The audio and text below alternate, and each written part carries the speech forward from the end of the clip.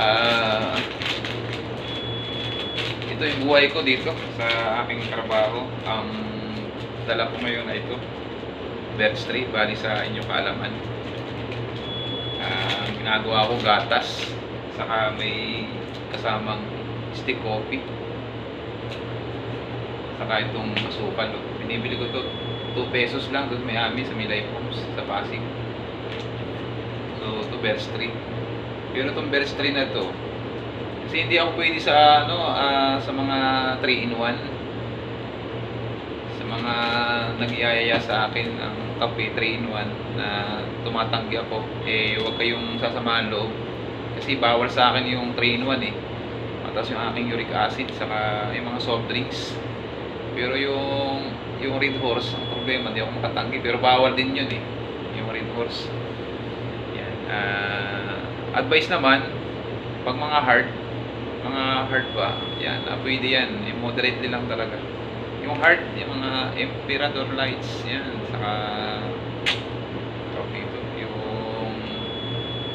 Alfonso, yan, sponsor na tayo, sponsor.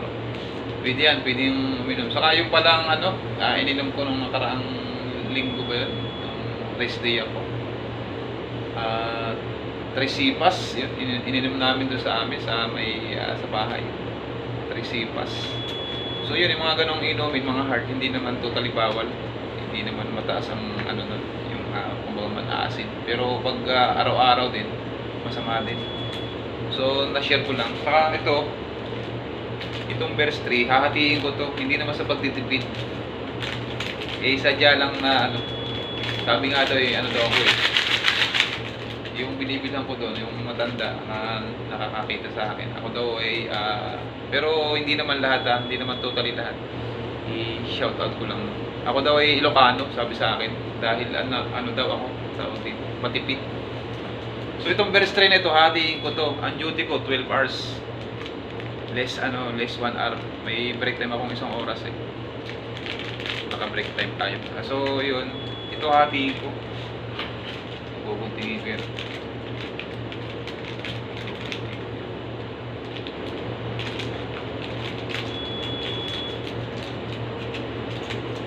Hatiin natin yan. Ito, hatiin ko rin to. Itong stick coffee. Mga ugaling daw to ugaling. Ugaling, nabubulol na. Ilocano ba? Hati-hati.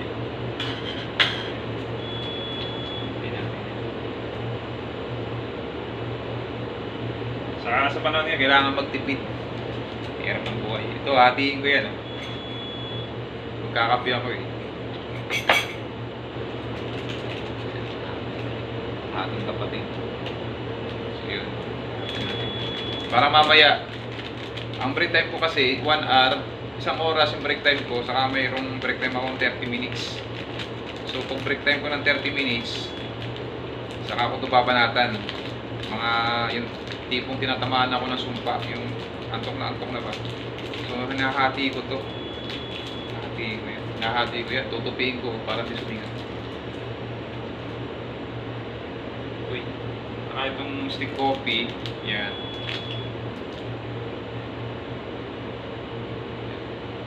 Oh, yan, hinahati ko na yan. Hinahati ko na. Stick coffee. Tapos ang gagawin ko dyan,